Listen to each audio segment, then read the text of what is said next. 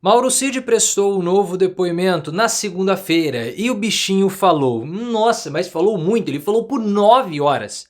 Tenho certeza que devem ter parado o depoimento, pedido pizza, porque além do depoimento ter sido longo, foi muito detalhado, não ficou limitado somente ao 8 de janeiro, falou sobre vários outros assuntos, sobre joias, sobre falsificação, sobre a BIM paralela, falou um monte de coisa porque ele estava ameaçado. Ele poderia perder todos os benefícios obtidos com a delação premiada, e ele ainda queria anistiar a esposa e também o pai dele.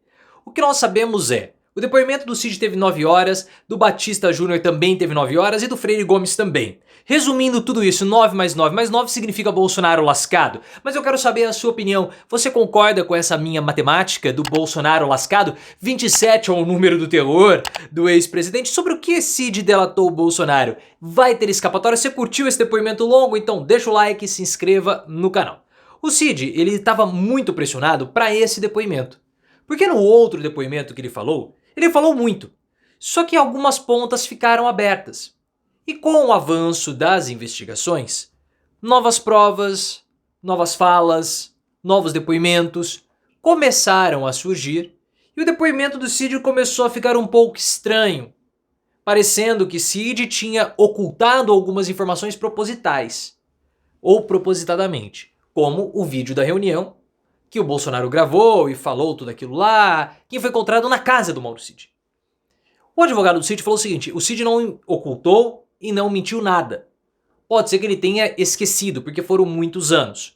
E depois de todos os depoimentos, incluindo os depoimentos do general Freire Gomes e do brigadeiro Carlos Batista Júnior, o Cid precisava dar um novo esclarecimento e ele deu. Porque além de poder perder a delação premiada, ele precisava tentar dar um jeito de conseguir anistiar tanto o pai quanto a esposa. Porque a esposa está envolvida no inquérito da falsificação dos certificados de imunização, que também envolve o Bolsonaro. É um caso complicado porque tem a filha do Cid e a Laurinha. Então isso tudo pode se caracterizar corrupção de menores. E o pai do Cid está envolvido lá no escândalo das joias. E ele respondeu tudo, por isso que teve uma duração de 9 horas. Cid estava com um dilema pessoal, segundo Robson Bonin da Veja. Isso porque Cid tem falado para os seus aliados, ou para os seus interlocutores, que ele ama Bolsonaro. Ele ama o capitão. E mesmo depois de todos os problemas jurídicos, Cid continua amando o capitão. E ele não está entregando o Bolsonaro. Ele não falou que o Bolsonaro queria dar golpe. Na verdade, o que está acontecendo é uma distorção da própria Polícia Federal para encaixar o depoimento dele, as falas dele, Mauro Cid, numa narrativa maior. Uma narrativa para prender Bolsonaro, mas ele nunca trairia Bolsonaro, ele não é um traidor de Bolsonaro, ele não falou absolutamente nada sobre Bolsonaro e ele está sendo interpretado de um modo equivocado. Será mesmo? Será mesmo? 9 horas de depoimento. Depois de um depoimento que já havia sido esclarecedor, ele não vai complicar Bolsonaro? Ele ama mais o Bolsonaro ou a esposa? Que coisa estranha, né? Esse amor que Cid tem, ele ama mais o Bolsonaro que a esposa. Ou ele entrega a Bolsonaro e toda a estrutura, ou a esposa vai pra cadeia. Ou o pai vai ser preso. O Cid não tem muitas opções. Quem ele ama mais será? Tá na hora de falar. E ele falou. No depoimento, ele falou por 9 horas. Ele chegou por volta das 3 da tarde e saiu da PF, da sede da PF em Brasília, 1h30 da manhã. Muito longo. O depoimento não acabou 1h30, mas ele saiu da sede da PF 1h30. Sim, deve ter sido exaustivo, tantas horas sem banho, o cabelo deve ter ficado encebado, aquela coisa que a gente está bem acostumado. Esse depoimento teve uma duração semelhante aos depoimentos do Freire Gomes e do Batista Júnior, o brigadeiro e o general, que eram comandantes da aeronáutica e também do exército na época do Bolsonaro. Ambos falaram na condição de testemunhas. Eles trouxeram informações, então perceba que a duração dos depoimentos está ali muito parecida. Segundo as informações que nós tivemos, o Cid respondeu a todas as perguntas e o depoimento foi considerado um depoimento esclarecedor, ou melhor, satisfatório. O Cid vai prestar outro depoimento? Sim, porque a delação premiada não é somente para você prestar um depoimento e acabou.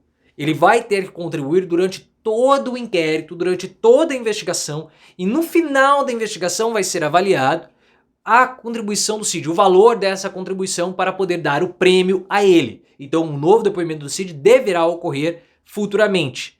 Todo o inquérito deve terminar agora em meados do ano, possivelmente ali no final do primeiro semestre. O depoimento do Cid não ficou limitado ou restrito aos atos antidemocráticos, porque os atos antidemocráticos não é um inquérito isolado. Ele está conectado com todos os outros inquéritos que envolvem Bolsonaro, porque o modus operandi era sempre o mesmo. Havia um núcleo, uma estrutura que usava pessoas, elementos, recursos, seja eles financeiros, laborais, da República ou do Estado para tentar contra o próprio Estado. Então o Cid, como era muito próximo a Bolsonaro, ele é a ligação de todos esses inquéritos. E ele falou sobre joias, falou sobre falsificação de imunização, falou sobre a BIM paralela, falou também sobre viagem, falou sobre várias coisas. Várias coisas. E por quê? Porque tá tudo interconectado. Você não pode finalizar o inquérito e deixar os outros abertos. Você vai primeiro fechar o inquérito das joias, por exemplo, depois o inquérito da BIM, depois... Aí você vai fechando tudo. Mas de preferência tem que ser tudo muito próximo, para não haver ali, putz, mas esse inquérito aqui, essa parte do inquérito está relacionada a outra, mas nós já fechamos, e aí como faz? Não tem como fazer. E a Miriam Leitão, do Globo, disse que o depoimento ele foi muito esclarecedor. O Cid reafirmou nesse depoimento, segundo informações da Veja, que ele não disse que o Bolsonaro queria dar um golpe. O que aconteceu foi o seguinte, Cid falou que Bolsonaro não discutiu um golpe de Estado. O que era discutido era intervenções possíveis ou ações caso fraudes fossem detectadas. Como não houve nenhuma fraude, nenhum plano foi executado, não aconteceu absolutamente nada, portanto todas as acusações não deveriam acontecer. É um bom argumento de defesa, mas ele não se sustenta pelo seguinte: Bolsonaro pode não ter tentado dar golpe, mas havia uma estrutura dentro do Palácio do Planalto, comandada por Bolsonaro, que tinha como objetivo desgastar as instituições republicanas, e isso é criminoso. Por isso, mesmo com o Bolsonaro não querendo dar golpe nenhum, não tendo colocado em prática, não tendo dado ordem, não tendo executado, ele vai ser preso da mesma forma, porque ele mobilizou a estrutura do Estado para atacar o próprio Estado. Ele mobilizou a BIM paralela para atacar, para espionar ilegalmente adversários e até aliados. Bolsonaro usou a Receita Federal para tentar pegar as joias que estavam presas na alfândega. Ele usou os servidores públicos para poder compor o gabinete do ódio. Então tudo isso na prisão para o Bolsonaro. E o mais importante de tudo, havia o Anderson Torres, e Torres de fato atuou. Anderson Torres é o grande problema para Bolsonaro. O brigadeiro Batista Júnior, Carlos Batista Júnior, falou: olha, o Torres participou de tudo. O Torres elaborou a minuta para o Bolsonaro. O Torres, como a gente sabe, atuou de modo ilegal, baseado em notícias falsas, usando a estrutura da Polícia Rodoviária Federal e da Polícia Federal para criar bloqueios nas estradas, dificultando o acesso aos locais de votação ao Lula. Isso é um crime. É criminoso o que o Torres fez. Então só essa atuação do Torres já dá uma boa cana para o Bolsonaro, a não ser que o Torres queira ficar com toda a culpa e toda a pena sozinho, o que eu acho bem difícil.